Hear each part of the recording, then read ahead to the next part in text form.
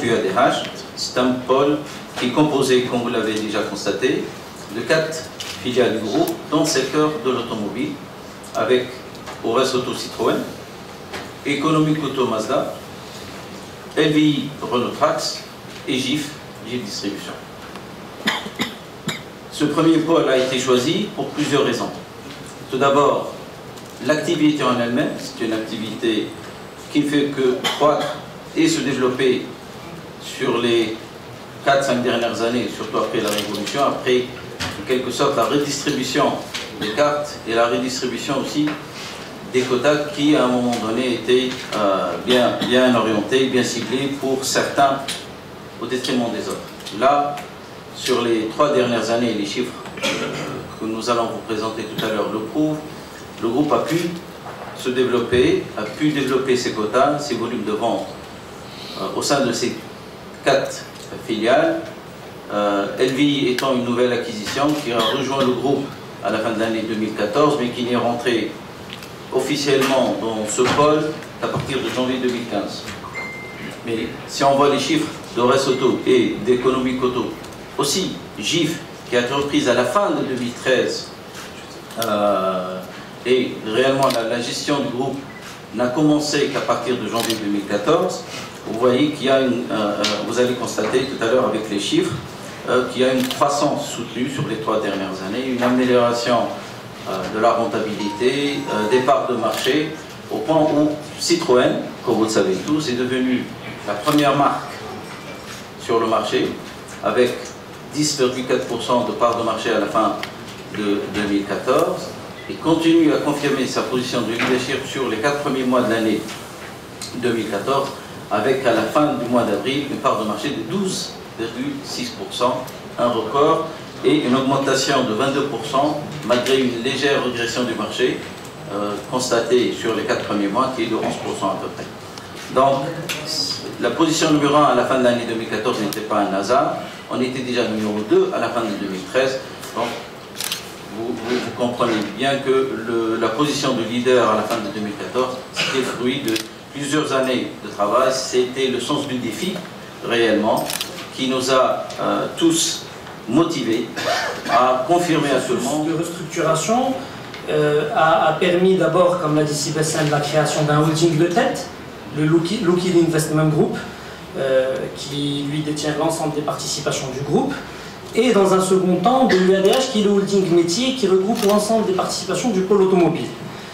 En éliminant bien sûr l'ensemble des participations croisées, donc il n'y a aujourd'hui qu'un holding spécialisé dans l'automobile et qui ne détient plus que des filiales dans l'automobile. Donc on a veillé à travers cette restructuration de n'avoir que des filiales qui sont dans l'automobile et d'éliminer toutes les participations croisées. Ça nous permet aujourd'hui d'avoir ce que vous avez aujourd'hui, c'est-à-dire LIC, qui est l'actionnaire du ADH, avec des filiales dans l'automobile, donc Economic Auto, qui est la structure juridique qui porte Mazda et sa filiale Mazda Détail, Ores Auto, qui commercialise Citroën et DS et sa filiale Ores Gros, LVI, Lockheed Véhicule Industriel, qui distribue la marque Renault Trax et filiale Trucks Gros, et une sous-filiale d'Economic Auto, déjà cotée en bourse, et GIF.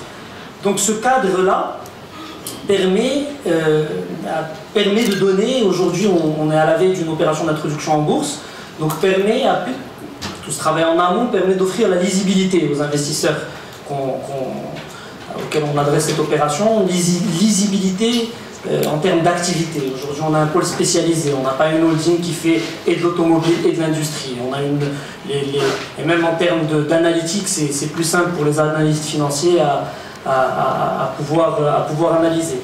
2, ça optimise la gouvernance.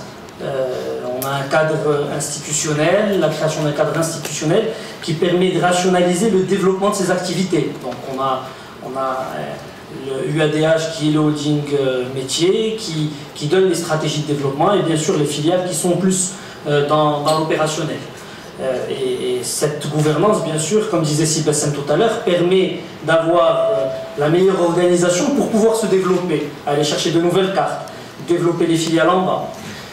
Et 3, améliorer substantiellement la gestion financière et le cash pooling dans ces activités, puisque ça sera un cadre étanche qui ne développe que des activités automobiles. Donc ça, par rapport juste aux chiffres de manière générale, aujourd'hui UADH c'est un opérateur intégré, puisqu'il est à la fois présent dans la distribution automobile, à travers du véhicule léger, du véhicule industriel, mais aussi en amont dans l'industrie qui est liée au secteur automobile.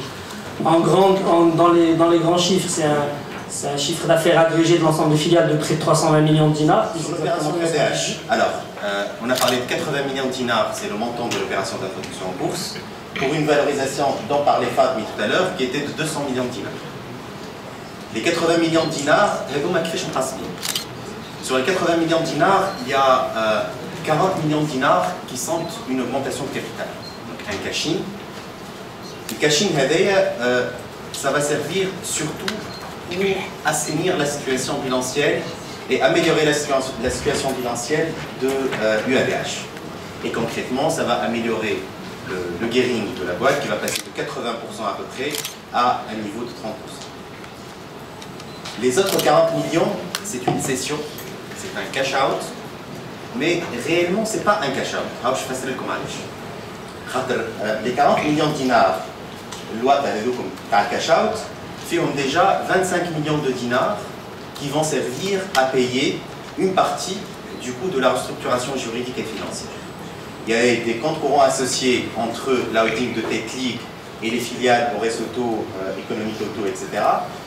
pour 25 millions de dinars. Et donc, une partie de ce cash-out-là, une partie des 40 millions de dinars, je t'imchis pour payer ces 25 millions de dinars. Donc, réellement, on a ce qui va rester dans le périmètre UADH, c'est les 40 millions de cashing plus ces 25 millions de dinars. Donc, on est réellement, non pas sur uniquement 40, mais sur 65 millions de dinars qui vont rester dans un périmètre UADH. Du coup, je parle. Il reste 15 millions de dinars sur les 80 millions de dinars. Et ces 15 millions de dinars, on les prend en tant que partie du contrat d'équité. Donc, sur cette opération-là, avec League et Groupe Utile, nous avons un contrat de liquidité de 20 millions de dinars, dont 15 en cash et 5 en titres.